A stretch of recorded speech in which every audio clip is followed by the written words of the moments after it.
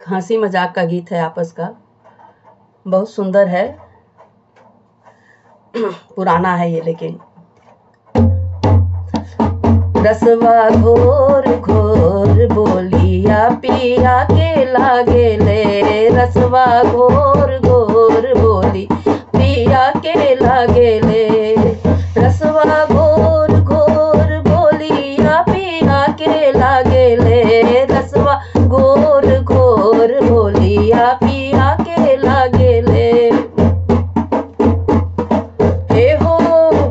सासू जी के बोलिया कैसन लागे ले, हे हो सासू जी के बोलिया कैसन लागे हो, जैसे निबिया के पाती बड़ी तीत लागे हो, जैसे निबिया के पाती बड़ी तीत लागे हो, जैसे निबिया के पाती बड़ी तीत लागे हो, जैसे निबिया के पाती बड़ी तीत लागे हो, रसवा घोर घोर बोलिया पिया के लागे हो, रसवा घोर घोर बोलिया या के लागे हो। हे हो जेठनी के बोलिया कैसन लागे हो,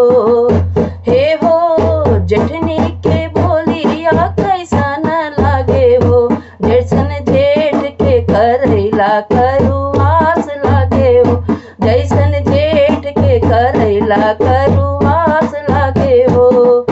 जैसन जेठ के करैला करुआस लागे हो, जैसन जेठ के करुआस लागे हो, रसवा घोर घोर बोलिया पिया के लागे हो, रसवा घोर घोर बोलिया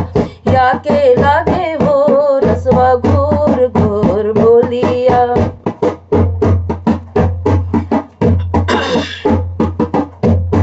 हे हो ननदी के बोलिया कैसन लागे हो, हे हो ननदी के बोलिया कैसन लागे हो, जैसे छोटे की मिर्चैया बड़ी तीत लागे हो,